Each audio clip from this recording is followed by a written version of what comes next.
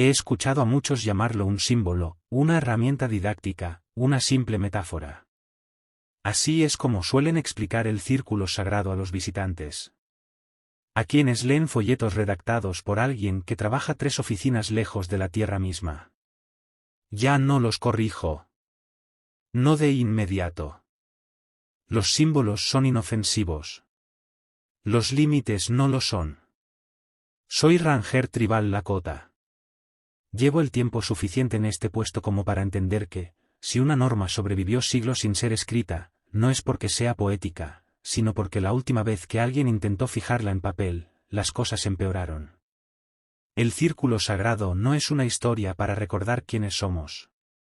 Es un acuerdo. Y como la mayoría de los acuerdos que todavía importan, solo funciona si todos mantienen la distancia adecuada. En los informes oficiales, mi trabajo parece ordinario. Horarios de patrulla.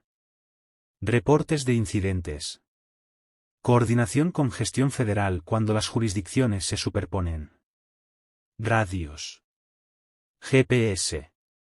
Cámaras corporales cuando se exige. Los mismos entrenamientos de desescalada. Las mismas actualizaciones en respuesta a emergencias que cualquier otro servicio de guardabosques. Pero existe una segunda capa del trabajo que nunca aparece en los manuales de orientación. Esa parte se transmite en voz baja. De forma oral. Generalmente por alguien que no explica más de lo necesario. La primera instrucción es sencilla. Nunca entres en el círculo, a menos que te lo indiquen. Y nunca preguntes quién tiene autoridad para indicarlo. Esa sola regla descarta a mucha gente. Los nuevos quieren claridad. Estructuras formales. Diagramas de flujo. Jerarquías visibles. La ley tribal no siempre ofrece eso. La ley federal quiere coordenadas y señalización. El círculo no tiene ninguna de las dos. Está marcado, pero no de una forma que los satélites registren. Aprendemos los límites caminándolos. Una y otra vez. Patrullas al amanecer. Patrullas al atardecer. En invierno. En verano. Aprendes cómo se comporta el viento cuando estás demasiado cerca. Cómo el sonido viaja de manera incorrecta. Cómo tus botas pesan más en un lado de una línea invisible. Durante años intenté explicarlo en términos ambientales. Microclimas. Variaciones del terreno. Expectativa psicológica. Ese es el instinto profesional. Si puedes nombrar algo, puedes gestionarlo. Y durante un tiempo, funcionó. En la superficie, los protocolos son simples. Nada de acampar durante la noche dentro de cierto radio. Nada de maquinaria después del anochecer. Ninguna observación aérea, sin importar la altitud. Silencio en las horas designadas. Y lo más importante. Si algo parece fuera de lugar, no lo corrijas de inmediato. Documenta. Reporta. Espera. Esa última parte es la más difícil para quienes fueron entrenados para solucionar problemas. La primera señal de advertencia no parecía una advertencia. Parecía papeleo. Las piedras marcadoras se colocan en puntos específicos del perímetro. No son decorativas. Cada una corresponde a una línea de visión, a una formación natural o a una referencia oral que existía antes de cualquier levantamiento moderno. No las mueves. No las reemplazas. Si una desaparece, su ausencia importa más que cualquier cosa que ocupe su lugar. En una patrulla matutina noté que una de las piedras, cerca del arco oriental, había desaparecido. No estaba desplazada. No estaba fracturada. Había desaparecido. En su lugar había otra piedra. Tamaño similar. Color similar. Demasiado similar. Alguien había intentado ser cuidadoso. Lo reporté por radio como posible mantenimiento. Vandalismo. Tal vez algún voluntario bien intencionado. Sucede. Personas que creen que preservar significa ordenar lo que no comprenden. Mi supervisor hizo las preguntas estándar. ¿Huellas? ¿Visitantes recientes registrados? Respondí que no a ambas. El suelo estaba intacto, de una forma que no tenía sentido. Sin marcas de arrastre. Sin raspaduras. Solo la piedra equivocada, donde antes estaba la correcta. Déjala, dijo tras una pausa que duró un poco más de lo necesario. Documenta y continúa la patrulla. Debería haberme tranquilizado. No lo hizo. Desde un punto de vista profesional, reemplazar incorrectamente un marcador de límite es una infracción menor. Se corrige. Se actualizan registros. Quizás se emite una citación. Pero el protocolo existe porque, en el pasado, los rangers intentaron arreglar las cosas de inmediato. Creyeron que rapidez significaba control. La regla nació cuando quedó claro que la intervención podía escalar la situación. Aquí es donde la ley federal y la ley tribal dejan de coincidir. El sistema federal asume neutralidad. Que la tierra es pasiva. Que la aplicación de la ley no altera el entorno donde opera. La ley tribal, al menos donde trabajo, asume lo contrario. La presencia importa. La atención importa. La intención importa menos de lo que la gente quisiera creer. Terminé la patrulla sin incidentes, pero el resto del día se sintió delgado. Los sonidos no persistían como deberían. Las aves alzaban vuelo demasiado pronto cuando pasaba. Me descubrí mirando detrás de mí, no porque creyera que alguien estuviera allí, sino porque la ausencia de confirmación resultaba inquietante. Esa noche revisé los registros antiguos. No los digitales. Los manuscritos guardados en el gabinete del fondo. No se fomenta oficialmente que los leas, pero tampoco te lo impiden. Había un patrón que no había notado antes. Cada vez que una piedra marcadora era alterada, incluso reemplazada con cuidado, algo más seguía en cuestión de días. Nada dramático. Nada inmediatamente peligroso. Solo, desalineado. Una transmisión de radio fuera de lugar. Una patrulla registrada 2 veces a la misma hora por distintos rangers. Un anciano que se negaba a cruzar un punto que había cruzado toda su vida. No creo en presagios. Creo en indicadores. A la mañana siguiente regresé al sitio con permiso para observar. No para corregir. La piedra de reemplazo seguía allí. Limpia. Intacta.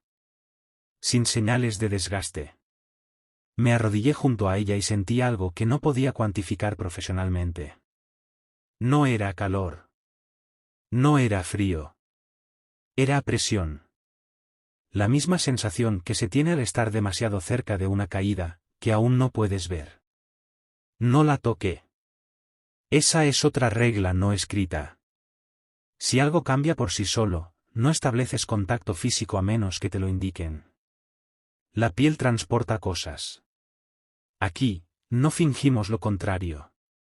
Registré las mediciones, tomé fotografías, anoté coordenadas GPS, datos que, fuera de nuestro sistema, no significarían absolutamente nada. Cuando me disponía a marcharme, la radio crepitó. Primero solo estática. Después, un tono breve, como si alguien hubiera probado el canal y se hubiera retirado de inmediato. No hubo voz. No hubo palabras. Me dije que era interferencia. El terreno hace cosas extrañas con las señales. Eso es cierto. También es cierto que no era toda la explicación, y yo lo sabía. Aquí es donde la mayoría espera miedo. Pánico. Ese instante en el que todo cambia. No ocurrió. Lo que sentí fue irritación profesional. La que aparece cuando un sistema deja de comportarse dentro de los parámetros previstos. Y eso es más peligroso que el miedo. El miedo te vuelve prudente. La irritación te hace apresurarte. Así que me obligué a reducir la velocidad. Terminé la patrulla. Presenté el informe. Seguí las reglas. Y si estás escuchando esto pensando que es otra historia sobre superstición, quédate un poco más. Porque al final entenderás por qué nunca contamos esto a los de fuera, a menos que ya sea demasiado tarde. Al terminar la semana, nadie había autorizado la retirada de la piedra. Ningún anciano reclamó responsabilidad. Nadie me pidió que la corrigiera. Ese silencio, más que la piedra, me confirmó algo. Habíamos cruzado de la prevención a la observación. Y eso significa que, estuviéramos preparados o no, el aro ya había notado el error antes que nosotros. El protocolo 7 es el que provoca sonrisas contenidas cuando se menciona por primera vez. No suelen reírse en voz alta, pero lo ves en los hombros que se relajan demasiado pronto, en los asentimientos excesivamente rápidos. Los protocolos de silencio suenan ceremoniales. Supersticiosos. Algo heredado, no diseñado. En un trabajo construido sobre radios, reportes y comunicación constante, una norma que te ordena callar parece absurda. El protocolo 7 establece que, dentro de un radio definido alrededor del aro sagrado y durante las horas nocturnas designadas, todo sonido innecesario está prohibido. Nada de radios, salvo emergencia codificada. Nada de confirmaciones verbales. Nada de gritos correctivos. Si oyes algo inusual, registras hora y ubicación después. No respondes en el momento. Durante la formación se ofrece una explicación cultural. Incompleta a propósito. Los ancianos dicen que el sonido viaja en ambos sentidos. Que las voces invitan respuestas. Que no todo lo que habla desea conversación. Lo expresan con suavidad. Casi como metáfora. La explicación profesional es más simple, y más inquietante. Reaccionar crea patrones. Los patrones pueden aprenderse. El entrenamiento de Ranger insiste en controlar las respuestas instintivas. Luchar, huir o paralizarse son responsabilidades cuando eres responsable de tierra y personas. Nos enseñan a ralentizar la respiración. A narrar internamente. A permitir que la situación se despliegue antes de intervenir. En ese contexto, el silencio no es pasividad. Es recopilación de datos. El protocolo 7 lleva ese principio al extremo. Nunca había tenido que invocarlo formalmente hasta esa noche. Lo seguía de manera casi automática, como respetas el límite de velocidad en una carretera vacía, por hábito más que por convicción. La patrulla comenzó como tantas otras. Luna baja. Aire seco. Un frío que no muerde, pero presiona. Revisé el equipo en el vehículo. Apagué cualquier dispositivo que zumbara o emitiera pitidos innecesarios.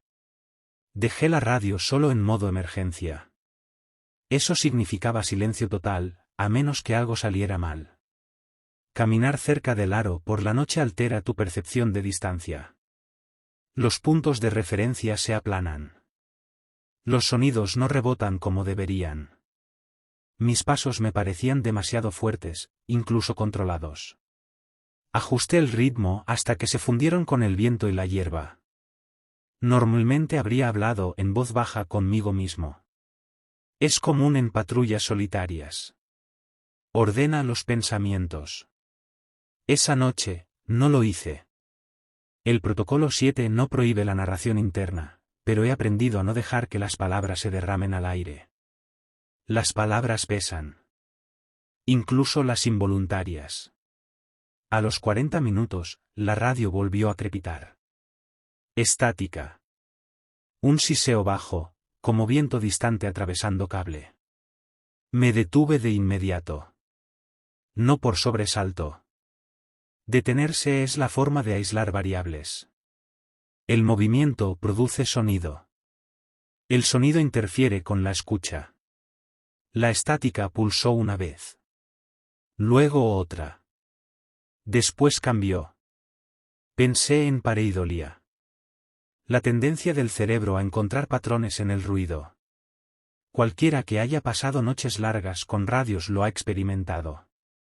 Fragmentos. Casi palabras. Pero esto no era aleatorio.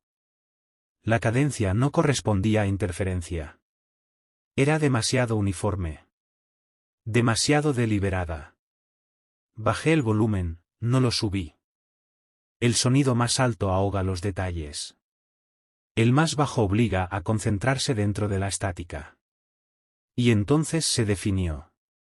Una frase en la cota. No era mi nombre. No era una orden.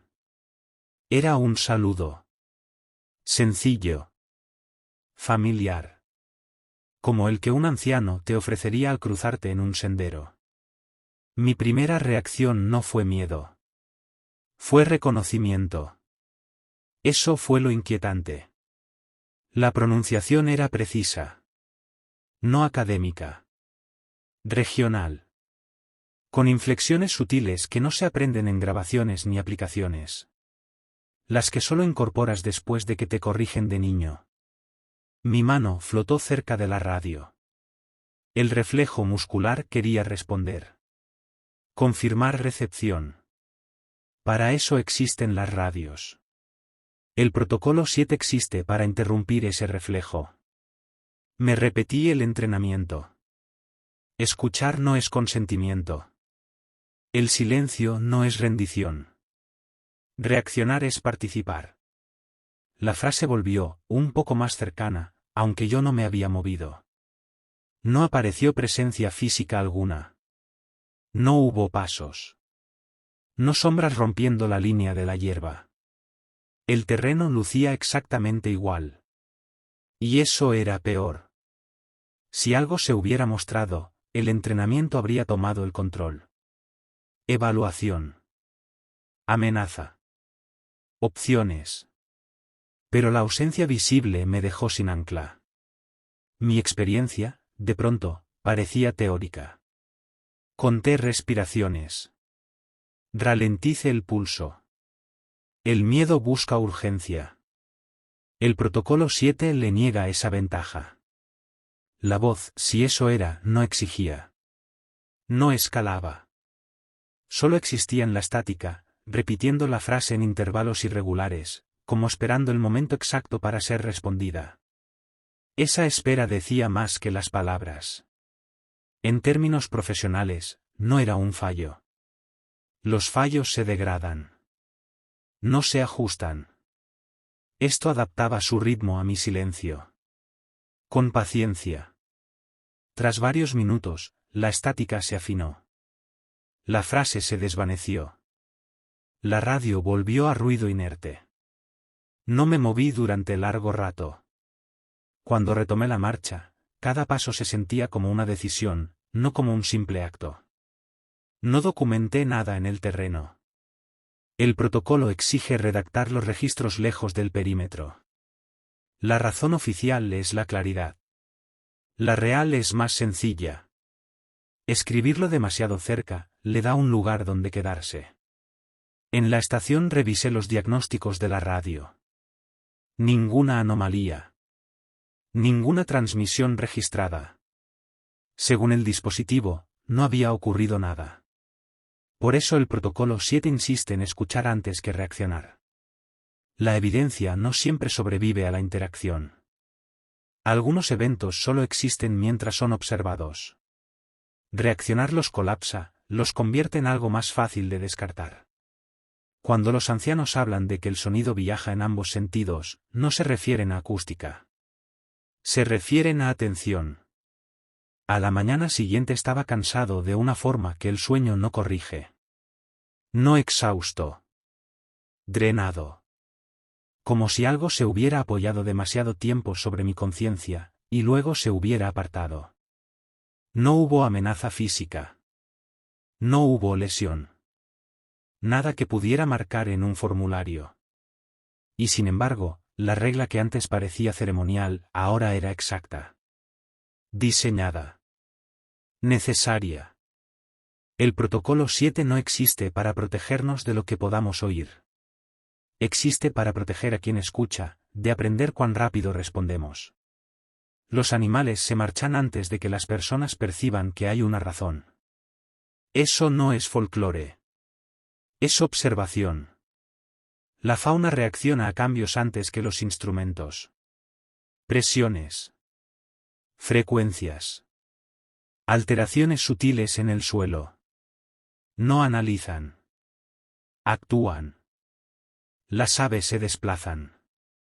Los insectos cambian patrones. Los depredadores siguen la ausencia de presas mucho antes de que un humano note que algo falta. Y cerca del aro sagrado, ese principio se convierte en otra cosa por completo. Noté el silencio en mi tercera patrulla matutina, después del incidente con la radio. No fue algo dramático. No hubo una quietud repentina, ni ese corte cinematográfico que anuncia que algo va mal. Fue una acumulación de ausencias que no encajaban entre sí. Al amanecer no había canto de aves. Eso, por sí solo, no es inusual. El clima puede suprimir actividad. También los cambios de temperatura. Pero a medida que avancé por el perímetro, el patrón se mantuvo.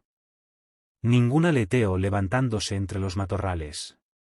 Ningún llamado de advertencia. Incluso las pequeñas especies territoriales, que suelen reprender cualquier cosa más grande que ellas, habían desaparecido. Me detuve a escuchar. El viento se movía con normalidad entre la hierba. Las hojas susurraban. La tierra no estaba en silencio. Era selectiva. A media mañana comprendí que tampoco había escuchado insectos. Ni zumbidos. Ni chasquidos. Ni ese murmullo constante y bajo que suele rellenar los huecos entre sonidos mayores. Un silencio así no es natural, salvo que algo haya alterado toda la red trófica al mismo tiempo. Profesionalmente, eso es una señal roja. Los ecosistemas no se vacían de forma uniforme. Se fragmentan. Algunas especies desaparecen, otras se multiplican. Los carroñeros llegan cuando algo muere. Los depredadores siguen el movimiento, no la ausencia. Aquí no había nada que seguir. Lo documenté con cuidado. Transcripciones, marcas de tiempo, comparaciones con datos base de años anteriores. Las cifras no tenían sentido. Un declive poblacional tan rápido implicaría contaminación, incendio o interferencia humana. Ninguno de esos indicadores estaba presente. No había cadáveres. No había signos de enfermedad. No había huellas que indicaran una retirada masiva. Era como si los animales hubieran decidido, colectivamente, no estar allí. Esa decisión me inquietó más que una mortandad. Esa tarde contacté a un anciano. No de manera formal. Sin número de informe, solo una visita. Las consultas con ancianos no son entrevistas.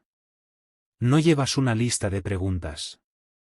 Explicas lo que has observado, y esperas. El silencio también es una respuesta. Cambiar de tema, también. Cuando mencioné la ausencia de aves, asintió una vez. Cuando hablé de los insectos, no volvió a asentir. Miró más allá de mí, hacia la tierra. Eso suele ser lo segundo, dijo. Pregunté, ¿lo segundo después de qué? No respondió directamente. Rara vez lo hacen cuando la respuesta pesa. En su lugar, me habló de una patrulla de hace décadas. Antes del GPS. Antes de las radios que registran todo automáticamente. 3 guardabosques caminando juntos, y aún así sintiéndose solos. Primero notaron a los animales, dijo. Luego se notaron a sí mismos. Le pedí que aclarara. Sonrió, pero no había humor en ello. Notaron que seguían allí. Eso fue todo. De regreso en la estación revisé los registros antiguos. Los no oficiales. El patrón era consistente.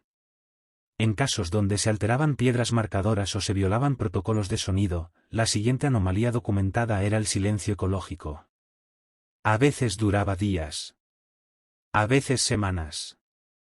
En una ocasión fue lo bastante prolongado como para que especies invasoras intentaran instalarse, y se retiraran con la misma rapidez. No había explicaciones anexas. Solo observaciones registradas por personas que sabían que especular por escrito tiene consecuencias. Desde un punto de vista científico, el comportamiento animal es uno de los sistemas de alerta temprana más fiables que existen. Los sismólogos lo monitorean para detectar terremotos. Las agencias ambientales lo rastrean ante posibles contaminaciones. Las comunidades indígenas lo han interpretado durante generaciones sin necesidad de instrumentos. La diferencia aquí era la intención. Los animales no huían del peligro. Evitaban una presencia. Esa distinción importa. En mi siguiente patrulla amplié la ruta hacia afuera, alejándome del aro, para determinar dónde la fauna retomaba su comportamiento normal. La transición no fue gradual. Fue abrupta. Un paso, silencio.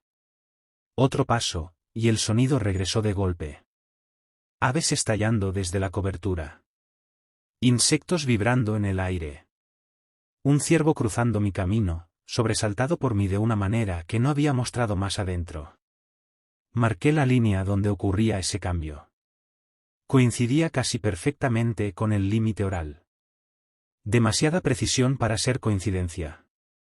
Los animales no respetan fronteras invisibles, salvo que esas fronteras correspondan a algo que pueden percibir. Y lo que estaban percibiendo no se estaba expandiendo. Estaba contenido. La contención implica diseño. Con el paso de los días, la ausencia se profundizó. Incluso los carroñeros se mantenían alejados. Eso me inquietó más que la falta de aves canoras. Los carroñeros son oportunistas. Toleran riesgo por recompensa. Si evitan un área por completo, significa que allí no hay beneficio posible, a ningún costo. Comencé a sentirme observado, pero no de una forma que disparara adrenalina. No se me erizaba la piel. No había sobresaltos repentinos. Era la sensación persistente de estar contabilizado. Eso es difícil de explicar a alguien entrenado para identificar amenazas.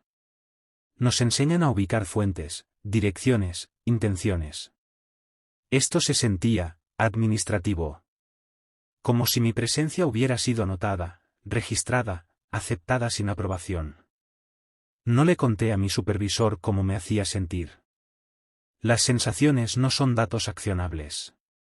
Me concentré en lo documentable. La ausencia no se expandía. Eso era importante. Sugería estabilidad. O restricción. Los ancianos dicen que el aro nunca fue creado para atrapar. Fue creado para recordar.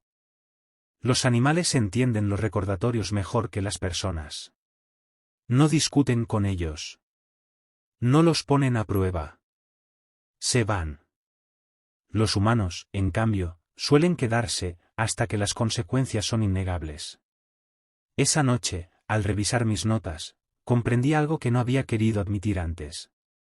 El silencio no era total. Nunca lo fue. Aún podía oírme a mí mismo. Respirando. Moviéndome en la silla. El rasguño de la pluma sobre el papel. Los animales se fueron primero. Pero no se llevaron el sonido con ellos. Lo dejaron para nosotros. Eso no se sintió como abandono. Se sintió como una advertencia, entregada en el único idioma que jamás necesitó traducción. Entonces entendí por qué los ancianos lo consideran la segunda señal. La primera te dice que algo ha cambiado. La segunda te dice que eso notó quien tardó en comprenderlo. El hombre que rompió la regla nunca tuvo la intención de hacerlo. Eso es importante, pero no por la razón que la gente cree. Era un contratista federal asignado a un proyecto conjunto de evaluación de infraestructura y clarificación de límites. Trabajo limpio en papel. Desordenado en el terreno. Sus credenciales eran sólidas. Certificaciones ambientales. Años de experiencia cerca de tierras protegidas. Llegó con mapas, equipos, y la confianza silenciosa de quien está acostumbrado a ser cuidadoso. Desde el punto de vista procedimental no había razón para negarle acceso a las zonas exteriores. El conflicto no era sobre permiso. Era sobre precisión. Las fronteras tribales no siempre coinciden con las federales. No es una declaración política. Es una realidad práctica. Las líneas de levantamiento topográfico favorecen la rectitud. Los límites orales favorecen el significado. Cuando se superponen, optamos por cautela. Cuando no, optamos por restricción. Le expliqué las directrices generales, dónde podía ir, dónde no debía demorarse, qué áreas estaban marcadas pero no cercadas. No mencioné directamente el aro sagrado. Rara vez lo hacemos, salvo que sea necesario. Nombrar algo tiene consecuencias. No es superstición. Es reconocimiento de patrones. Él asintió, tomó notas, hizo preguntas razonables. También confiaba más en sus instrumentos que en su entorno. La violación ocurrió rápido. Un paso de más a lo largo de un arco suave que el GPS no registra. Sin señal. Sin piedra marcadora en ese punto específico, intencionalmente. Ese límite se mantiene por ausencia, no por presencia. Lo vi desde unos 30 metros. Abrí la boca para advertirlo, y me detuve. El protocolo no indica intervenir a mitad de cruce salvo que exista peligro inmediato. Y en ese instante no lo había. Al menos, no del tipo que nos entrenan a reconocer. Dio el paso. Apoyó el peso. Plantó la bota. Nada ocurrió. Sin sonido. Sin distorsión visual. Sin reacción en él. Entonces la temperatura del suelo descendió. Lo noté primero a través de mis botas. El frío no era punzante. Se extendía hacia afuera de forma uniforme, como una sombra moviéndose sobre la piel. Miré mi unidad de muñeca casi por reflejo. La temperatura ambiente había caído casi 10 grados en menos de un minuto. Él lo notó un segundo después. Miró el suelo. Golpeó suavemente con el pie, como si comprobara escarcha. ¿Es normal?, preguntó. No respondí de inmediato. Observaba la hierba cerca de sus pies. No se marchitaba. No se congelaba. Se retraía. Se inclinaba alejándose de su sombra, en un movimiento que no tenía nada que ver con el viento. Da un paso atrás, dije, manteniendo la voz estable. Obedeció sin discutir. En cuanto su bota cruzó el arco de regreso, el frío dejó de expandirse. La temperatura no volvió a subir, pero se estabilizó. Contenida. Nadie resultó herido. Ninguna alarma se activó. Ningún incidente reportable según criterios federales. Según los protocolos tribales, todo había cambiado. El contratista se disculpó repetidamente. Creía haber invadido una zona de hábitat restringido. Asumía que era un asunto de cumplimiento normativo. Se ofreció a registrarlo, a enviar documentación correctiva, a esperar instrucciones. Su sinceridad lo hacía peor. La intención importa en los sistemas humanos. Es la base sobre la que asignamos culpa, responsabilidad, castigo. Nuestros marcos legales dependen de ella. La ley tribal, al menos en lo que respecta al aro, opera de manera distinta. Reglas como esa no existen para juzgar moralidad. Existen para preservar equilibrio. Y el equilibrio no se preocupa por el motivo de la alteración. Solo por el hecho de que ocurrió. Noté algo que antes se me había escapado. No había rastro de transferencia de peso. En la marcha humana, la presión se desplaza del talón a la punta. Se percibe en la compresión del suelo, en la ligera variación de profundidad. Pero aquellas huellas eran planas, uniformes, como si el pie se hubiera apoyado completo y luego se hubiera elevado en línea recta. Así no camina nadie. A menos que esté intentando, con extremo cuidado, no dejar rastro. Y eso planteaba una pregunta incómoda. ¿Qué deja huellas, sin necesitar hacerlo? Añadí más detalles al informe. Cortes transversales. Variaciones de profundidad. Temperatura del suelo en cada impresión. Mientras más medía, más comprendía que el acto ya no era simple observación. Era participación. Cada medición extendía mi vínculo con el fenómeno. Y entonces llegó la duda. En mi profesión, documentar es una forma de control. Observas, registras, analizas, y al hacerlo, impones estructura. Pero aquí, la estructura ya existía. El círculo tenía reglas. Y las huellas las seguían mejor que la mayoría de las personas. ¿Estaba estudiando una violación o reforzando un proceso? Esa noche soñé que caminaba. No como yo, sino desde arriba, observando cómo el sendero se formaba bajo unos pies descalzos que no eran los míos. El sueño no tenía miedo.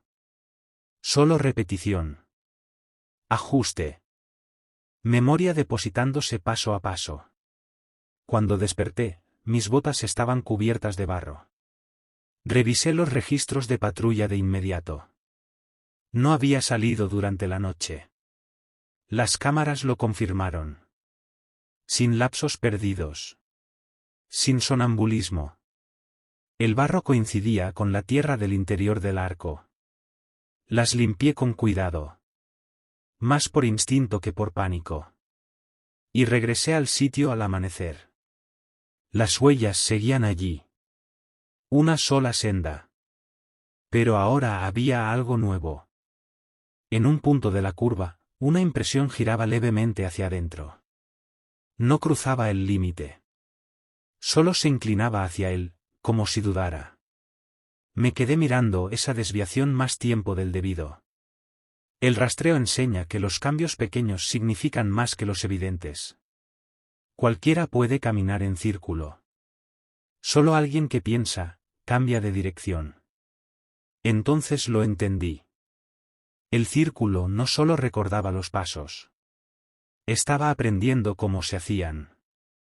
Y al documentarlos, medirlos, cartografiarlos, quizá yo también le estaba enseñando algo. Esa idea me obligó a un ajuste profesional. Nos entrenan para creer que observar es neutral. Que registrar un evento no lo altera. Aquí, esa creencia no se sostiene. Los ancianos nunca documentan estas cosas. Las presencian, las reconocen, y siguen adelante. Su conocimiento persiste sin fijación. El mío, al parecer, no. Cerré mi cuaderno y retrocedí del perímetro. Sentí esa sensación familiar de estar siendo contabilizado otra vez. No vigilado. No seguido. Incluido. Sabía que las huellas estarían allí al día siguiente. No era una intuición predictiva. Era procedimental. La pregunta que me acompañó no fue quién caminaba.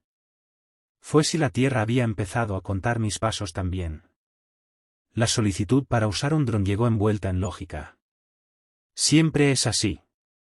Eficiencia. Cobertura. Seguridad. La vigilancia aérea resuelve problemas antes de que se conviertan en incidentes. Es un argumento convincente.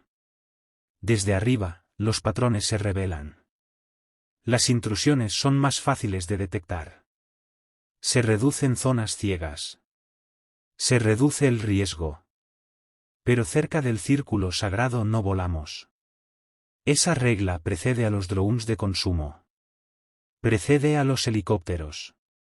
Precede a cualquier cosa más ruidosa que un halcón cruzando el cielo. En el entrenamiento la explican brevemente, sin detalles. Nada de ojos desde arriba. Nada de sombras que no pertenezcan. Si necesitas ver la tierra, la caminas.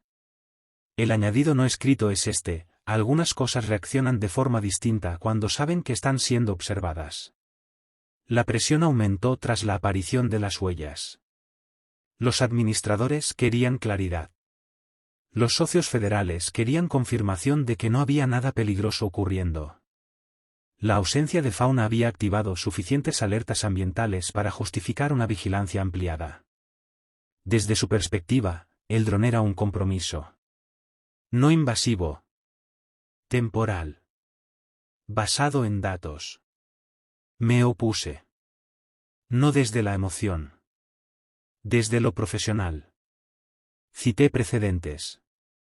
Cité protocolos. Cité el incidente pasado que dio forma a la redacción actual de la regla. Pocos conocen esa historia. No figura en ninguna base de datos compartida.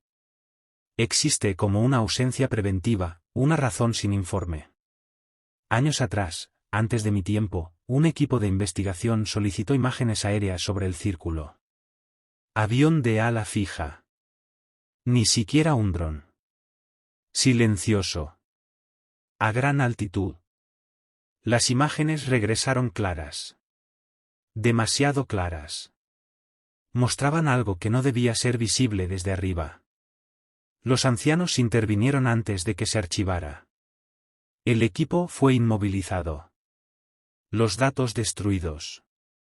Y al día siguiente, la regla quedó formalizada.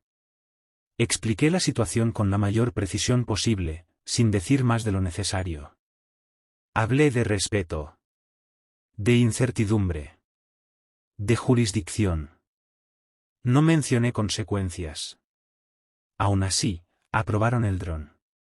No de manera oficial, eso es lo que importa. Lo presentaron como un vuelo de prueba fuera del perímetro, sin sobrevuelo intencional de espacio restringido. Ese tipo de lenguaje existe para crear distancia con la responsabilidad. Mientras nadie admita haber cruzado una línea, la línea puede tratarse como teórica. Yo estuve presente cuando lo lanzaron. Y eso también importa. El dron se elevó con suavidad. Cuadricóptero estándar. Nada especializado. Imagen limpia. Telemetría estable. Flotó a la altitud acordada, muy por encima del arco. Desde un punto de vista técnico, ningún protocolo fue violado. Desde el suelo, el sonido era incorrecto. No era fuerte. No era intrusivo. Era persistente. Un zumbido mecánico superpuesto al silencio natural, llenando espacios que habían sido dejados deliberadamente vacíos. Lo sentí de inmediato. Esa presión otra vez. Esa sensación de que la Tierra estaba siendo interrogada, sin haber aceptado responder. El operador desplazó la cámara lentamente. Árboles. Terreno abierto. Marcadores del límite exterior visibles solo si sabías qué buscar. Todo parecía normal. Entonces la imagen falló. No fue estática. No fue pérdida de señal. La imagen no se fragmentó. No se distorsionó. Se estabilizó, demasiado. El movimiento se volvió excesivamente suave. Artificial. Como si estuviéramos viendo una grabación, no una transmisión en vivo. El operador frunció el ceño. Ajustó los controles. El dron respondió, pero con un retraso que la telemetría no explicaba. Interferencia, murmuró. Anomalía magnética, quizá. No respondí. La cámara se inclinó hacia abajo, apenas un instante, captando el arco interior del círculo. La imagen no se deformó. Se profundizó. Es la única forma de describirlo. Los colores se oscurecieron, pero no de manera uniforme. Las sombras se afilaron. El suelo parecía más cercano de lo que debía estar, como si la perspectiva se hubiera plegado hacia adentro. Los indicadores de profundidad contradecían los datos de altitud. El operador maldijo en voz baja y retiró el dron de inmediato. El aparato obedeció. Al aterrizar, todo parecía normal. Sin daños visibles. Sin estrés térmico. Sin alertas. Según el sistema, el vuelo se había ejecutado exactamente como fue programado. Las grabaciones contaban otra historia. En la reproducción, el segmento sobre el arco mostraba algo imposible. El terreno bajo el dron parecía reorientarse ligeramente. No giraba, se ajustaba en relación con la cámara. Desde arriba, el límite no era una línea. Era una curva que se negaba a permanecer quieta. En un momento, una sombra cruzó el encuadre. No había nada sobre el dron. Ningún ave. Ninguna nube. Ningún objeto que pudiera proyectarla. El operador preguntó si eso era normal. Le ordené que lo apagara. Aseguramos el equipo y dimos por terminada la operación. Oficialmente, el resultado fue inconcluso. Extraoficialmente, los ancianos fueron informados antes de que las baterías del dron se enfriaran. Esa noche revisé el material solo. Fotograma por fotograma. A cámara lenta. Anotando. Buscando artefactos de compresión, distorsión de lente, cualquier indicio de fallo técnico que restaurara una explicación racional. Lo que encontré fue consistencia. La anomalía no fluctuaba al azar. Aparecía únicamente cuando el enfoque de la cámara se detenía en el arco. Cuando el dron se alejaba, la imagen se normalizaba. Como si la distorsión fuera condicional. Eso sugiere conciencia. Las herramientas modernas de vigilancia parten de una premisa simple: la observación es unilateral. Tú miras. El entorno es mirado. No devuelve la mirada. Aquí esa suposición se rompe. Profesionalmente, un dron es una extensión de presencia. Proyecta atención sin vulnerabilidad física. Ese desequilibrio funciona en la mayoría de los contextos. No funciona donde la Tierra es un participante activo. Los ancianos lo explicaron después, sin mencionar el dron. Algunas cosas aceptan ser vistas desde un costado. Algunas solo desde el suelo, dijo uno. Lo de arriba es para el sol. No para nosotros. La tecnología no entiende esa jerarquía. Aplana la perspectiva. Trata cada ángulo como equivalente. Esa es su fortaleza, y su fracaso. El dron no se estrelló. No falló. Regresó exactamente como fue diseñado. Pero volvió alterado. No dañado. Cambiado. A la mañana siguiente, la ausencia de fauna se había expandido ligeramente.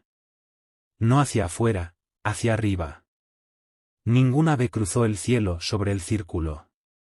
El firmamento se sentía vacío de una manera que jamás había notado. Las huellas seguían allí. La temperatura se mantenía estable. Y el material fue retirado discretamente de circulación. No porque probara algo, sino porque preguntaba algo que no tenía derecho a preguntar. No usamos drones aquí porque asumen que la Tierra es pasiva. Algunos espacios rechazan esa suposición. No violentamente. No de forma dramática. Simplemente dejan de comportarse como cosas destinadas a ser observadas. Y si insistes en mirar, recuerdan la forma de tu atención, igual que recuerdan las pisadas. Eso no es un fallo. Es aplicación. En un lenguaje que nunca debimos traducir. La primera vez que usó mi nombre, casi respondí por costumbre. Ese es el peligro de la familiaridad. Anula el análisis y va directo a la memoria muscular. No cuestionas porque alguien te conoce. Simplemente contestas. El protocolo 7 no prohíbe el sonido en general. Prohíbe el reconocimiento. Esa diferencia importa. Puedes respirar. Puedes moverte. Incluso puedes hacer ruido por accidente. Lo que no puedes hacer, es confirmar que te han llamado. Esa regla existe por noches como esta. Patrullaba solo, poco antes de la medianoche, recorriendo el arco sur donde el terreno desciende suavemente y la visibilidad es escasa. El silencio ya era rutina. Sin insectos. Sin aves. Sin movimiento animal a la distancia. Solo el viento. Y mis pasos medidos. Había aprendido a aceptarlo. Lo que no había previsto, era el reconocimiento. La voz llegó desde detrás de mí. Ni cerca ni lejos. colocada exactamente a la distancia en que alguien que camina tu misma senda te llamaría con naturalidad. Pronunció mi nombre completo. No el diminutivo. No el formal de mi placa. El nombre entero, con una ligera acentuación en la segunda sílaba. Técnicamente incorrecto. Pero incorrecto de una manera específica. Así lo decía mi abuela. Aprendió inglés tarde. Algunos sonidos nunca terminaron de asentarse en su boca. De niño intenté corregirla una vez. Ella se rió y me dijo que los nombres recuerdan quién los pronuncia primero. No pensaba en eso desde hacía años. Mi cuerpo reaccionó antes que mi mente. Los hombros se tensaron. La respiración se interrumpió. Me detuve. Ese fue el primer error. Pero no hablé. Esa parte del entrenamiento resistió. Silencio, incluso cuando el instinto exige lo contrario. La voz repitió mi nombre. Mismo tono. Misma inflexión. Sin urgencia. Sin amenaza. Solo presencia. Desde un punto de vista psicológico podría hablar de detonantes de memoria. De cómo el estrés y el aislamiento generan alucinaciones auditivas. De cómo el cerebro rellena vacíos con material emocionalmente cargado. Esas explicaciones existen. Las he estudiado. Se desmoronan ante la especificidad. Las alucinaciones no suelen equivocarse a propósito. No preservan errores de pronunciación que solo existieron en una boca concreta. No hacen esa pausa entre sílabas, como si evaluaran si el nombre todavía me pertenecía. La voz volvió a hablar. Esta vez añadió una frase. Una que no escuchaba desde la infancia. Algo que ella decía cuando quería llamar mi atención sin asustarme. Mis manos temblaban. No violentamente. Lo suficiente para saber que no era imaginación. Presioné las manos contra mis muslos para anclarme. El contacto físico ayuda a estabilizar la percepción. Procedimiento estándar. La regla de no responder comenzó a doler como una contractura interna. Cada parte de mí quería girarse, verla. O ver aquello que fingía ser ella. Confirmar lo imposible. Terminar con la incertidumbre. Ahí está la trampa. No era miedo. Era anhelo. Y el anhelo erosiona la disciplina más rápido que el pánico. Me obligué a analizar. Si esto fuera psicológico, el contenido tendería hacia el consuelo o la resolución del malestar. Si fuera externo, probaría límites, forzaría interacción, se adaptaría. La voz no hizo nada de eso. Esperó. Y esa espera fue deliberada. Di un paso al frente sin girarme. Movimiento sin compromiso. La voz ajustó su distancia para igualar la mía, manteniendo ese mismo espacio casual a mi espalda. Eso me dijo algo importante.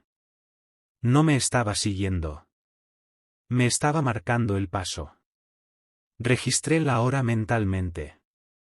Conté los pasos. Me concentré en el terreno.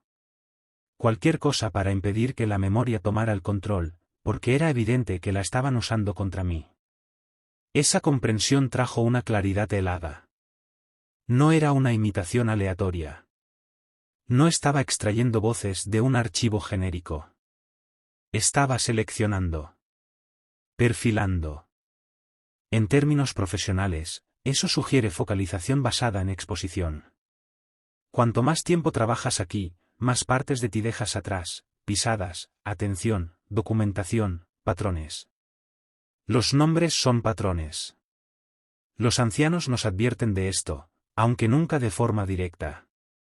Dicen que la tierra escucha más de lo que creemos. Que recuerda quien la trata con respeto, y quien intenta definirla.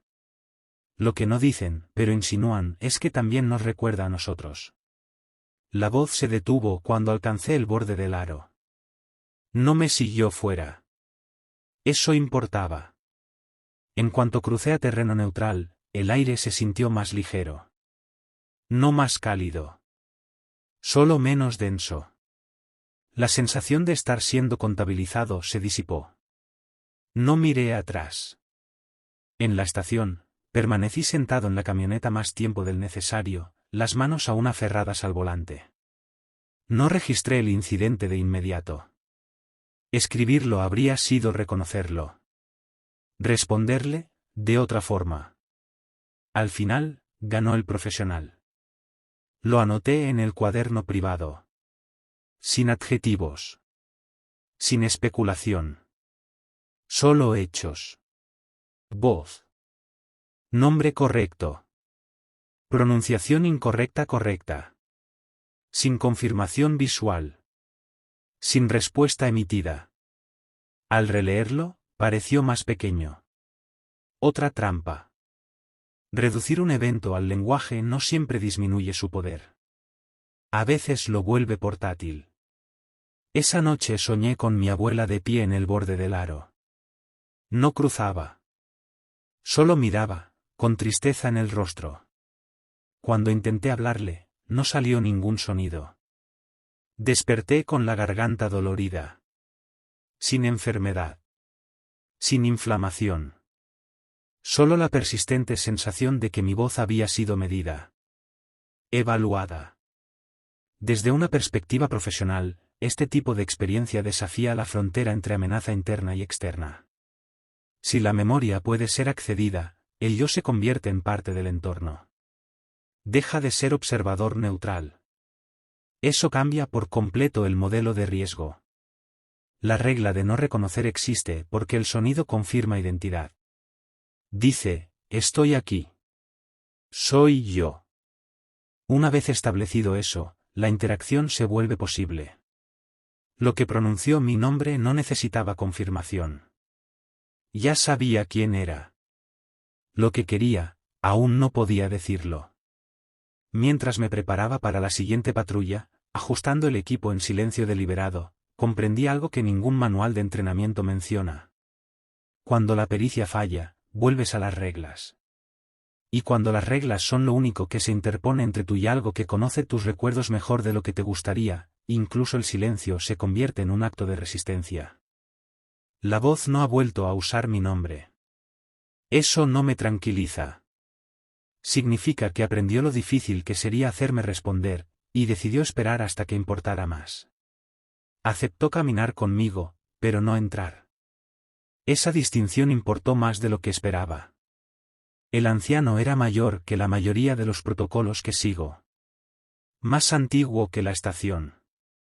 Más antiguo que la idea misma de que esta tierra necesitaba ser administrada. Se movía despacio, deliberadamente, apoyado en un bastón tallado, alisado por décadas de uso. Cuando le ofrecí ayuda, negó con la cabeza.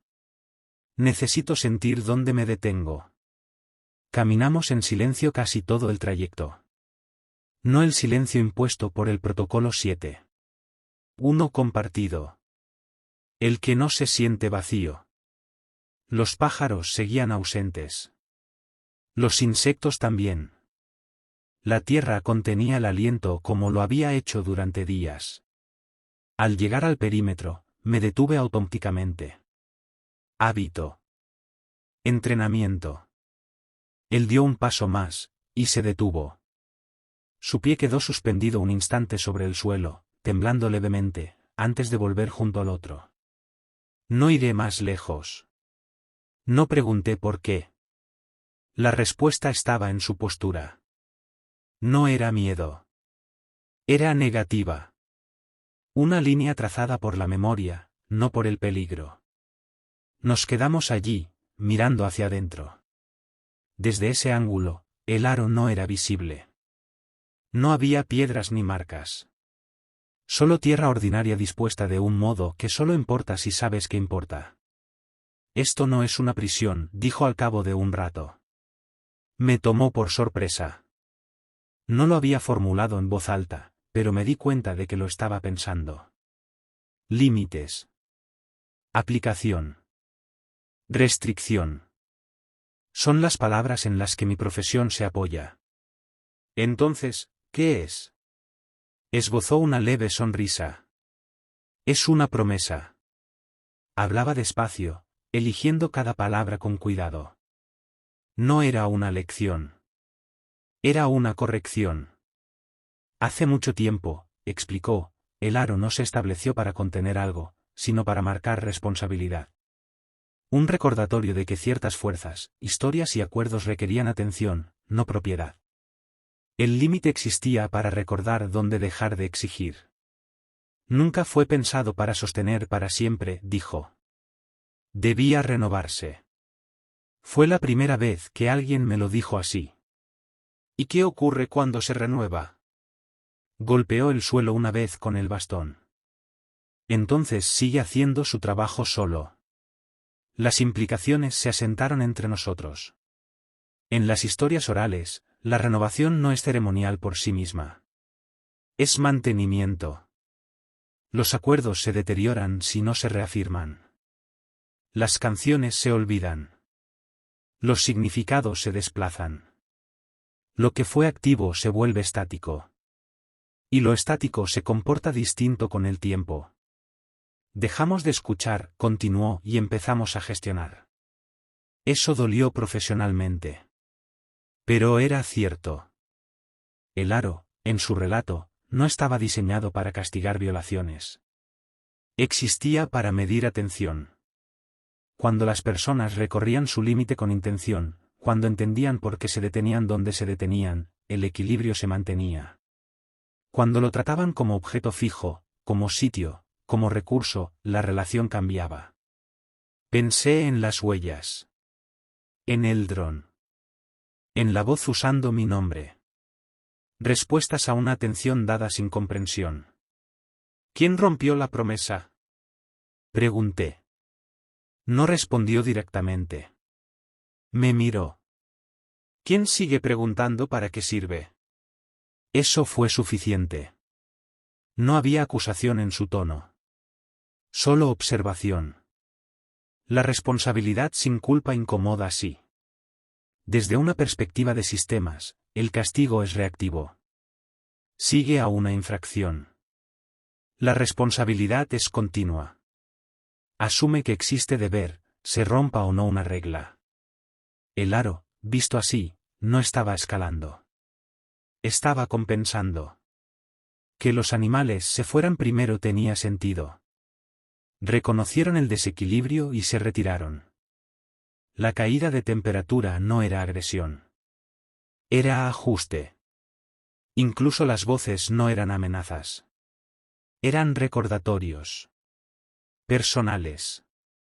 Porque las señales impersonales habían sido ignoradas demasiado tiempo. ¿Por qué quedarse afuera, si solo es un recordatorio? Le pregunté. Porque los recordatorios cambian con el tiempo, respondió. Y yo recuerdo cómo solía sonar. Me habló de su juventud. De las veces que cruzó el límite cuando aún estaba permitido, bajo ciertas condiciones. Cuando los cantos eran entonados correctamente. Cuando la renovación se hacía con cuidado. Cuando la tierra respondía con suavidad. Ahora ya no lo hace. No porque esté enfadada, dijo. Porque está cansada. Esa palabra cayó con peso. Los sistemas cansados no fallan de forma explosiva. Se vuelven rígidos. Menos indulgentes. Menos flexibles ante el error. Fue entonces cuando entendí que muchos de los protocolos que sigo no son preventivos en el sentido tradicional. No están diseñados para impedir que algo ocurra. Están ahí para ralentizar la velocidad con la que se acumula la responsabilidad. Cada violación, intencional o no, añade peso. Cada acto de observación sin respeto añade más. De pie frente al perímetro, algo cambió en mi comprensión del trabajo. No estaba vigilando una amenaza. Estaba manteniendo un registro, un libro de cuentas que no entendía del todo. Antes de irnos, el anciano apoyó la mano en mi hombro.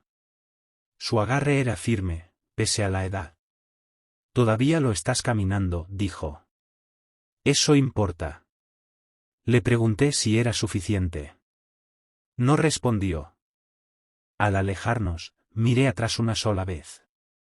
La tierra parecía intacta. Sin movimiento. Sin sonido. Pero se sentía más antigua. No en años. En obligaciones. Esa noche, revisando mis notas, dejé de usar la palabra restricción. La sustituí por responsabilidad. El cambio no facilitó las explicaciones ante la administración. Pero era más exacto. El aro sagrado no es una jaula. No existe para confinar ni castigar. Existe para recordar un acuerdo que sobrevivió a quienes lo hicieron, y para exigir cuentas a quienes lo heredaron sin renovarlo. Eso me incluye. Mientras me preparaba para la siguiente patrulla, dejé de preguntarme qué ocurriría si otra regla se rompía. Empecé a preguntarme cuántas ya habían sido descuidadas simplemente por tratarlas como permanentes. Las promesas no se sostienen solas para siempre. Llega un momento en que empiezan a exigir ser recordadas. Y no siempre son pacientes al hacerlo. Las patrullas nocturnas solían ser una precaución. Ahora eran un requisito. El cambio no vino de políticas nuevas ni de presión administrativa. Vino de la ausencia. De la constatación de que durante el día ya no ocurría nada significativo. Las rondas diurnas devolvían informes limpios. Temperaturas estables. Sin huellas nuevas. Sin voces. Sin movimientos dignos de mención. De noche, todo regresaba. Desde un punto de vista profesional, esa inversión resultaba inquietante. Las anomalías ambientales suelen intensificarse bajo condiciones constantes. Calor. Luz. Actividad humana. Esos son los acelerantes habituales. Aquí ocurría lo contrario. Cuanto más predecible se volvía el entorno, menos reaccionaba. La imprevisibilidad parecía invitar respuesta. Así que empecé a registrar exclusivamente patrullas nocturnas. La primera señal de que incluso el tiempo se había vuelto inestable vino de mi reloj. Lo noté a mitad de una ruta estándar. Había caminado lo que sentía como 20 minutos cuando miré la pantalla. Según el reloj, llevaba más de una hora. Mi ritmo no había cambiado. La respiración era constante. Sin lagunas de conciencia. Sin momentos perdidos. Me dije que era un fallo técnico. Baterías AX afectadas por el frío. Deriva electrónica. Entonces el sello horario de la radio coincidió. Eso es más difícil de descartar. Anoté la discrepancia y seguí adelante. El escepticismo profesional exige repetición. Un dato es ruido. 2. Coincidencia. 3. Patrón. Al final de la patrulla, 4 tramos que normalmente tomaban 5 minutos se habían extendido a 15. Otros simplemente se habían comprimido. Doblaba una curva familiar y ya estaba en el siguiente marcador, sin recordar el terreno intermedio. Sin mareo. Sin confusión. Solo ausencia. A la mañana siguiente revisé los registros. Mostraban la ruta completa. Sin errores. Sin vacíos. Sellos horarios secuenciales y coherentes. También mostraban una hora adicional. Una hora registrada bajo mi nombre. Con mi identificador. Realizando un segmento de patrulla que no recordaba haber caminado. Mi primera reacción fue procedural. La fatiga puede provocar disociación. El estrés fragmenta la memoria. Crucé datos de sueño, nutrición, hidratación. Todo estaba en orden. Las cámaras me mostraban salir y regresar una sola vez. Ninguna grabación explicaba esa hora extra. Se lo mencioné a mi supervisor con cautela, presentándolo como un posible error de registro. Revisó los datos, frunció el ceño y dijo algo que no esperaba. No eres el primero. Sacó un archivo antiguo. Otro Ranger, años atrás. Mismo patrón. Solo patrullas nocturnas. Registros ampliados. sin memoria del tiempo adicional. El caso se cerró como error clerical. Había 3 más. Fue entonces cuando el escepticismo empezó a erosionarse. El tiempo lineal es una suposición integrada en la aplicación de la ley. En los horarios. En las ventanas de respuesta. En los relevos jurisdiccionales. Todo depende de que el tiempo avance de forma uniforme, y se experimente de manera consistente. La Tierra cercana al aro ya no respetaba esa suposición. En la siguiente patrulla presté atención a las transiciones. A los puntos de entrada. A los cambios sensoriales. Conté pasos en silencio, manteniendo un ritmo constante. Me anclé a referencias físicas. Ayudó. Pero no del todo. En un punto, percibí movimiento sin sonido. No detrás. No delante. A mi lado. No me giré. Girarse introduce variables nuevas. Anoté la sensación y seguí caminando. Cuando volví a mirar el reloj, solo habían pasado 2 minutos. Mi cuerpo sentía que había caminado mucho más. Esa discordancia generó un pánico sutil. No miedo, desorientación. Esa clase de duda que te hace cuestionar tu propia competencia. Y eso es peligroso en este trabajo. La confianza no es arrogancia. Es calibración. Y cuando se pierde, el juicio la sigue. Me repetí las palabras del anciano. Responsabilidad, no castigo. Si el tiempo estaba cambiando, no lo hacía al azar. Lo hacía en contexto. Las horas extendidas siempre aparecían dentro del mismo arco, el mismo tramo de tierra donde la huella se había ralentizado, donde la imagen del dron se volvió más profunda, donde la voz caminó a mi lado sin cruzar el límite. Eso sugería contención. Fuera lo que fuese, respetaba las fronteras con más rigor que nosotros. Para la tercera noche dejé de resistirme a la distorsión. Caminé con un ritmo medido y permití que la patrulla se desplegara sin obligarla a encajar en mis expectativas. Cuando el tiempo se estiraba, no aceleraba. Cuando se comprimía, no intentaba recuperar lo que parecía haber desaparecido. El resultado fue inquietante. La Tierra se sentía paciente. No inmóvil. No hostil.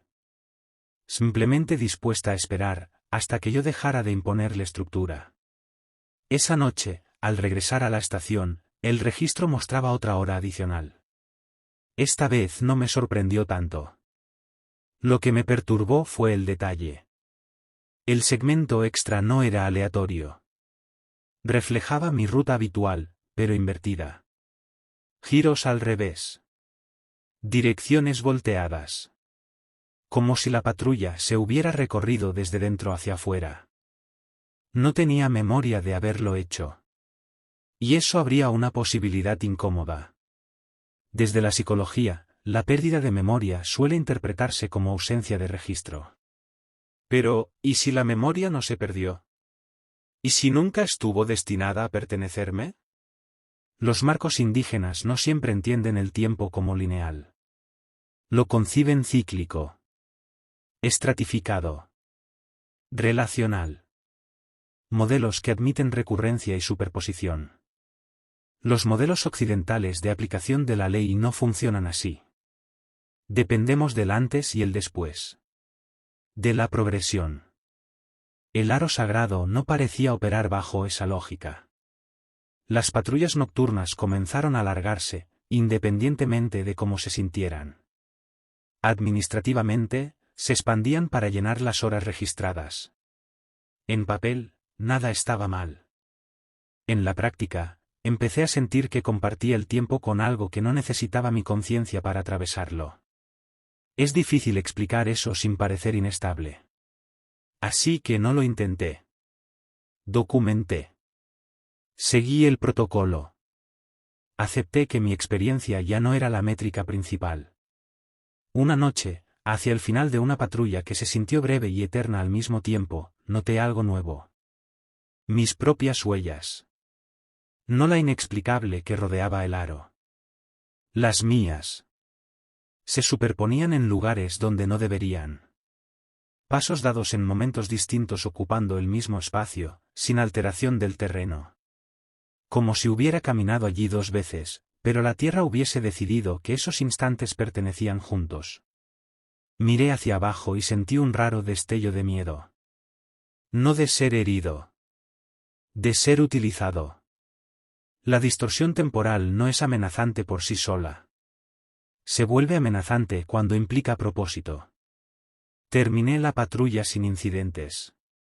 Regresé. Registré. Otra hora apareció.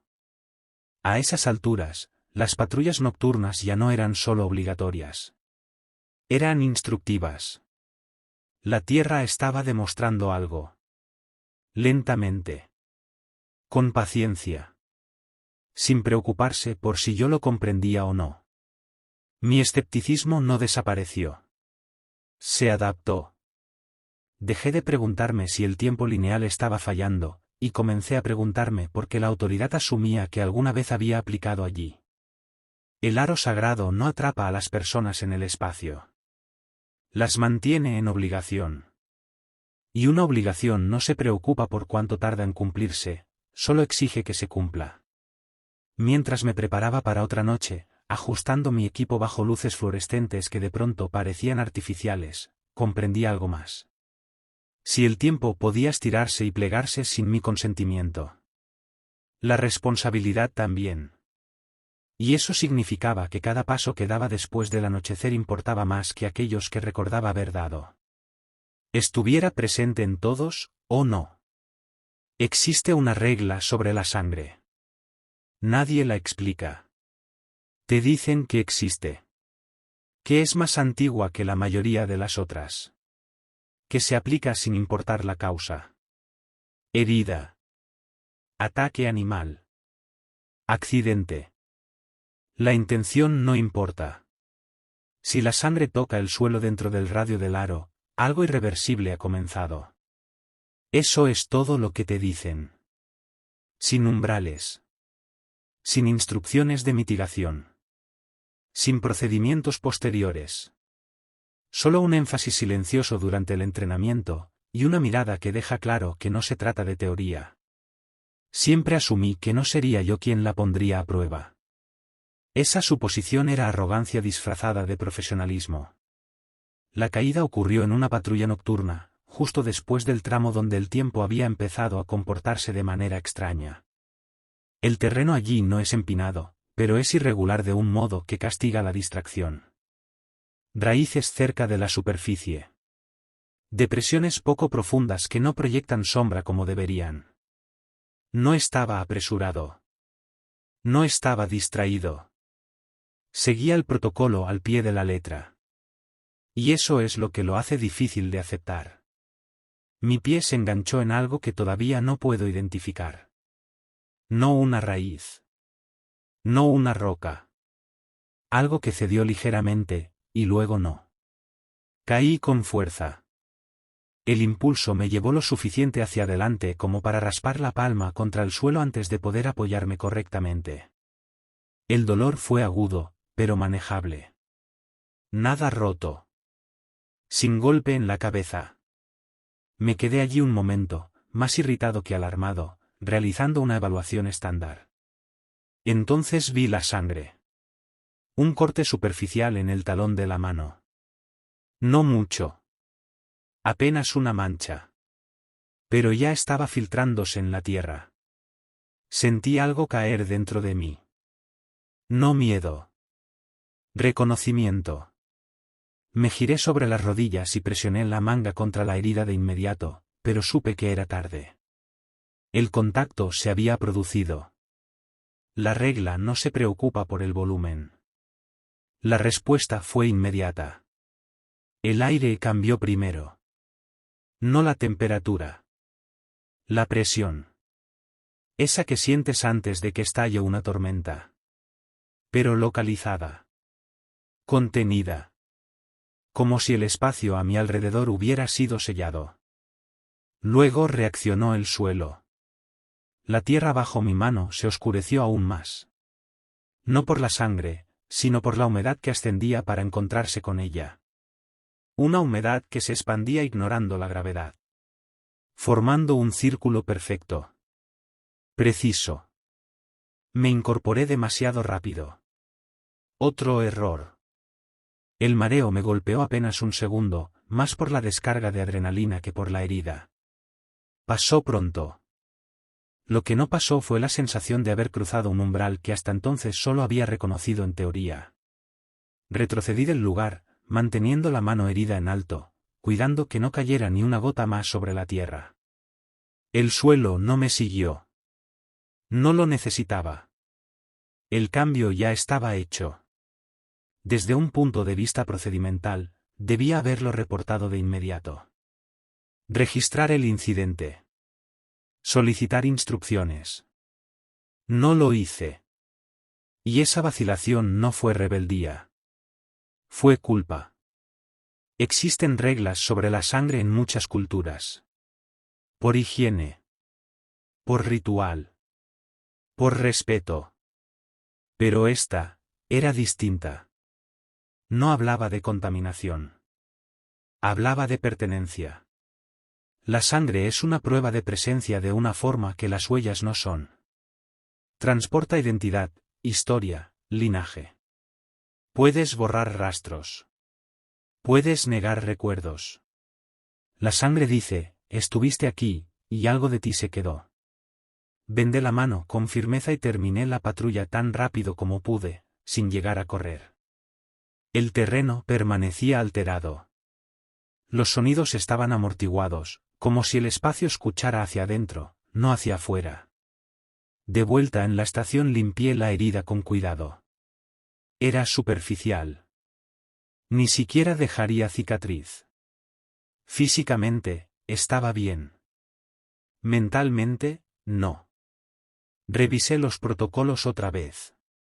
Busqué alguna cláusula sobre accidentes. Sobre daños involuntarios. No había nada. La norma no distinguía.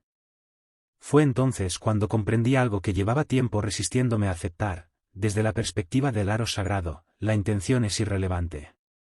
Lo que altera el equilibrio es el resultado. Accidente o sacrificio producen el mismo efecto material. La tierra no analiza motivos. Responde al cambio. Esa noche no dormí. No por dolor. Por expectativa. Regresé al sitio al amanecer. El lugar donde había caído era inconfundible. La tierra seguía más oscura, más rica. No en descomposición, sino nutrida. Esa interpretación me tensó el estómago. Los animales aún no volvían. Pero algo más había cambiado. Las huellas estaban más cerca ahora. Más cerradas hacia el arco. El círculo distorsionado se había contraído levemente, como si reconociera un nuevo punto de referencia. Mi punto de referencia. La culpa inmediata es extraña para alguien en mi posición. Implica una falta. Yo no había violado el protocolo deliberadamente. No había sido descuidado. Y, sin embargo, la responsabilidad pesaba sobre mi pecho. En ética profesional, la responsabilidad no requiere intención. Si causas daño, incluso accidentalmente, lo afrontas. No te escudas en explicaciones. Pero, ¿cómo afrontas un daño cuando el sistema al que debes rendir cuentas no ofrece reparación? Consulté nuevamente a un anciano. Le conté exactamente lo ocurrido. Sin minimizar. Sin justificar. Escuchó en silencio. Cuando terminé, asintió una sola vez. Ahora te conoce, dijo. Le pregunté si eso era malo. Reflexionó antes de responder. Ya te conocía. Ahora tiene pruebas. La diferencia pesó más de lo que me hubiera gustado. Le pregunté si podía hacer algo. Negó con la cabeza. Ya lo hiciste. En las siguientes 24 horas, la respuesta del terreno fue sutil, pero inequívoca. Las distorsiones temporales aumentaron. Las horas adicionales en mis registros se expandieron otra vez. La voz no regresó, pero la sensación de ser acompañado sí, como si algo hubiera ajustado el nivel de atención sobre mí. En muchos sistemas, la sangre representa compromiso. Una vez ofrecida, intencionalmente o no, establece una relación. Ya no puedes fingir neutralidad. Ese es el peligro de tratar reglas antiguas como símbolos. Asumes que tratan sobre creencias, cuando en realidad tratan sobre mecanismos. El aro sagrado no exige fe. Exige responsabilidad. Empecé a sospechar que la regla sobre la sangre no estaba diseñada para evitar heridas. Estaba diseñada para evitar ambigüedades. Una vez que la sangre toca el suelo, ya no eres solo observador, registrador, custodio. Estás implicado. No sé si el aro distingue entre accidente y sacrificio. Pero al ver la tierra aferrarse a lo que yo había dejado atrás, comprendí que tal vez la diferencia no importe. Ambos son ofrendas. Uno simplemente finge no serlo. Mientras me preparaba para otra patrulla nocturna, envolviendo con cuidado una herida que ya casi cerraba, entendí algo con una claridad incómoda. Hasta entonces, las reglas eran algo que yo hacía cumplir. Después de esa noche, eran algo a lo que yo estaba sometido. Y la tierra había comenzado a llevar un registro más cercano de mí por ello. La expresión visión cerrada aparece con frecuencia en nuestros archivos. Desmantelado. Restringido. Estabilizado. Palabras elegidas para sugerir final. Yo las aceptaba al pie de la letra. En gestión territorial, cerrado significa que la responsabilidad ha pasado de la acción al mantenimiento. Supervisas. Preservas. Mantienes a la gente fuera. Asumes equilibrio. El aro sagrado nunca alcanzó ese punto. Lo comprendí no por una historia, sino por papeleo. Tras el incidente de la sangre, algo en mí se resistía a patrullar por rutina. Necesitaba contexto. Mecanismo. Si el aro respondía con tal precisión, entonces algo había quedado inconcluso. No abandonado, sino desatendido. Revisé el periodo de transición. Los años en que la jurisdicción cambió. Cuando la supervisión federal se expandió. Cuando tierras gobernadas por práctica pasaron a ser gobernadas por política. Ahí es donde suelen ocultarse los fallos. No en la malicia, sino en la traducción. El informe oficial afirmaba que el área del aro sagrado había sido asegurada tras una remoción forzada décadas atrás. Acceso ceremonial suspendido. Marcadores documentados. Actividad ritual concluida. Concluida. Esa palabra me incomodó. Los rituales no concluyen como las reuniones. ¿Se resuelven o no? Solicité acceso a los registros suplementarios. No resúmenes. Apéndices. Notas de campo. Comentarios marginales. Lo que nadie cree que alguien vaya a leer. Ahí lo encontré. Una referencia a una ceremonia de sellado programada, pero nunca completada. Lenguaje cuidadoso, evasivo. Retrasada por limitaciones logísticas. Reprogramada pendiente de aprobación. Medidas provisionales implementadas. Las medidas provisionales tienen la costumbre de volverse permanentes cuando nadie es responsable de terminar el trabajo. Según las notas, el ritual final requería participantes específicos. Ancianos que guardaban ciertos cantos. Conocimientos no transferibles. Cuando ocurrió la remoción, esas personas fueron desplazadas. Algunos murieron antes de poder regresar. Otros se negaron. El aro no fue sellado. Fue abandonado a mitad del proceso. Eso lo cambió todo. No estábamos presenciando un despertar. Nada había estado dormido. Era continuidad.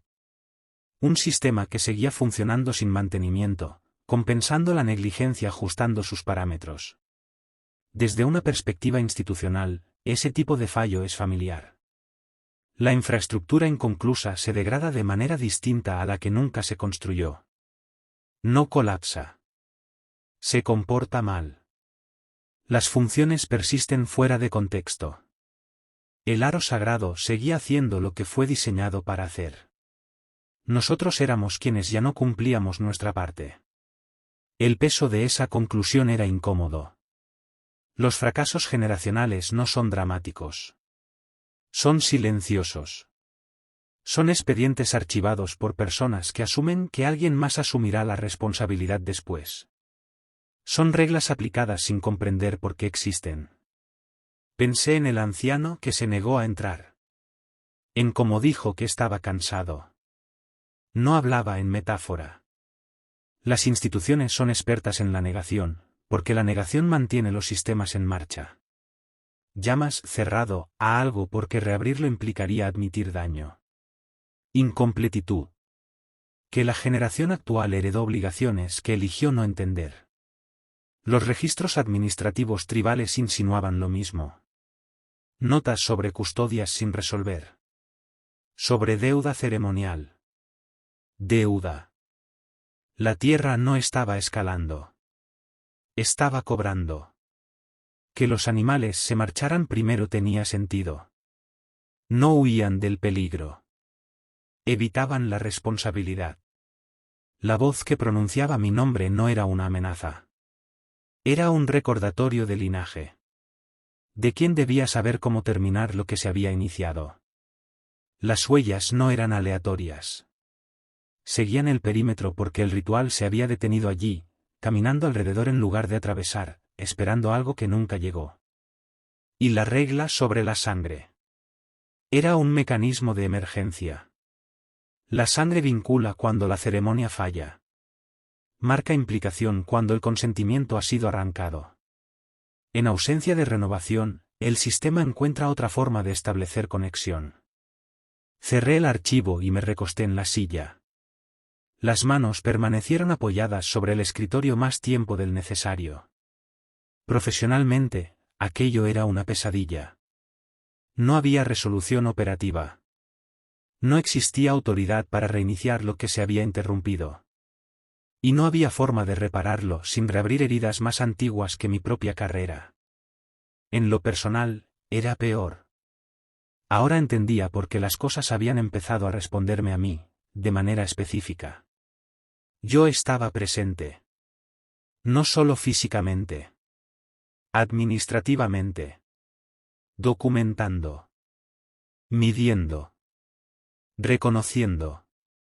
El aro no esperaba a un pueblo abstracto. Esperaba a quien todavía supiera dónde estaba la línea, y le importara lo suficiente como para caminarla. Esa comprensión cambió mi forma de ver el rol que desempeñaba. No estaba gestionando un riesgo. Estaba ocupando el lugar de una obligación que llevaba demasiado tiempo aplazada para poder devolverse limpia. Las patrullas nocturnas empezaron a tener sentido. El día es para el cierre. La noche es para la continuidad. Es cuando lo inconcluso persiste sin interrupciones. Los ancianos siempre lo supieron. Su negativa a cruzar no era miedo. Era reconocimiento. La responsabilidad ya no les pertenecía. La habían cargado hasta donde les fue permitido. Nosotros no. El aro sagrado no está cerrado. Está esperando. Y esperar no significa pasividad. Significa atención. Significa registrar cada paso dado cerca de él. Cada sonido ofrecido. Cada gota de sangre que toque su suelo en lugar de ceremonia. La negación institucional lo llamó anomalía. Superstición. Rareza ambiental. Yo ya sabía que no. Lo que me asustaba no era la idea de que algo antiguo estuviera despertando. Era comprender que nunca dejó de funcionar, y que llevábamos generaciones viviendo dentro de las consecuencias de una promesa inconclusa, confundiendo paciencia con inactividad. Mientras me preparaba para la siguiente patrulla, ajustando el equipo con un cuidado casi ritual, entendí algo que ningún informe captaría jamás. Puedes cerrar un sitio en papel. Suspender accesos. Restringir movimientos. Reasignar supervisión. Pero no puedes cerrar un acuerdo que nunca se permitió terminar. Eventualmente, empieza a esperar más fuerte. Y si nadie acude a completarlo, comienza a seleccionar a quienes permanecen lo bastante cerca, el tiempo suficiente, como para recordar cómo se siente una obligación cuando ha sido postergada demasiado. Se me estaban acabando las formas de fingir que no era yo. Hay un punto en todo sistema donde el cumplimiento se convierte en contradicción. Yo alcancé el mío la noche en que 3 protocolos colisionaron. El protocolo 7 exigía silencio. La regla de la sangre exigía distancia. El protocolo perimetral exigía presencia. Los 3 estaban activos. Los 3 importaban. Eso significaba que, al menos uno, iba a fallar. Desde lejos, las reglas parecen ordenadas. Jerarquías. Excepciones. Líneas claras de autoridad. En la práctica, aquí, se superponen como fallas tectónicas. Cada una existe porque romperla una vez produjo consecuencias que nadie quiso repetir. El problema es que la historia no contempla convergencias. La escalada ya era innegable. Las horas extra en mis registros dejaron de ser inconsistentes. Algunos tramos de patrulla se repetían por completo. Otros desaparecían. Las huellas empezaron a doblarse sobre sí mismas, superpuestas, como si ensayaran algo. El aire cerca del aro tenía una presión que no se disipaba con el movimiento. Y debajo de todo eso, había expectativa. No urgencia.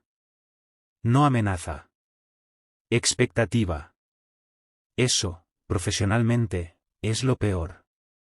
Estamos entrenados para responder a incidentes, no a anticipaciones. Pasé el día revisando protocolos como quien repasa procedimientos de emergencia que espera no utilizar nunca. Despacio. En voz alta. Como si recitarlos pudiera aclarar prioridades. No lo hizo. Romper el silencio significaba reconocimiento. Romper la distancia implicaba involucramiento físico. Romper la presencia equivalía a abandono. Ninguno de esos resultados era aceptable. Consulté a mi supervisor. Describí la situación con términos neutros. Inestabilidad ambiental. Inconsistencia de datos. Riesgo elevado. Suspiró. Haz lo que consideres más seguro, dijo. Eso no era permiso.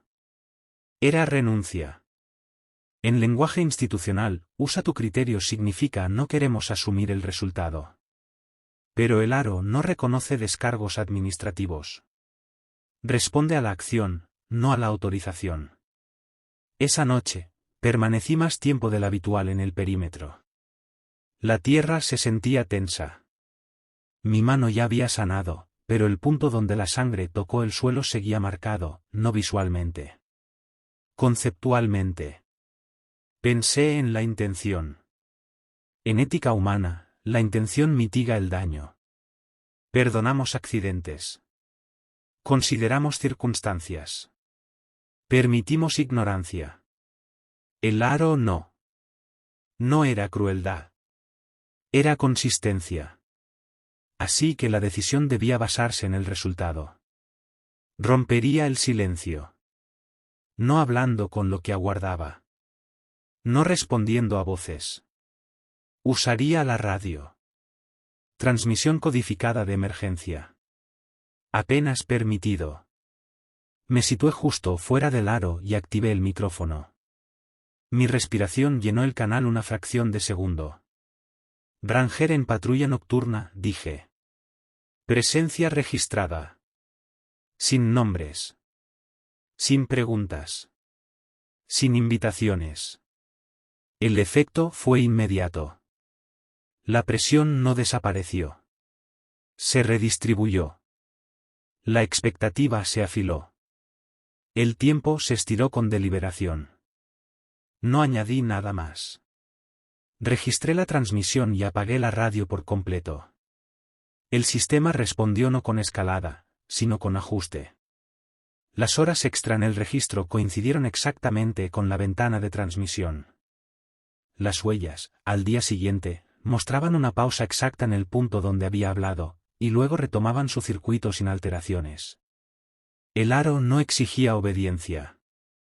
Exigía reconocimiento de rol. Al elegir qué regla romper, definí mi posición. No intruso. No observador. Sustituto. Eso no trajo alivio. Trajo peso.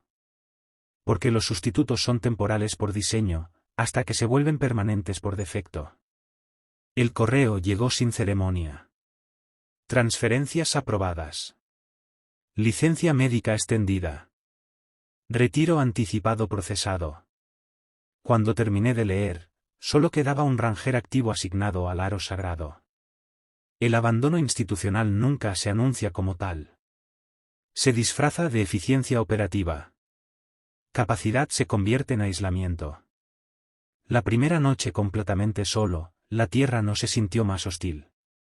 Se sintió más atenta. Las horas extra regresaron, ahora consistentes, siempre en el tramo más cercano al punto marcado por sangre. Las huellas variaban en cadencia, como si algo estuviera ensayando. Dejé de mapearlas. No por evasión. Por reconocimiento.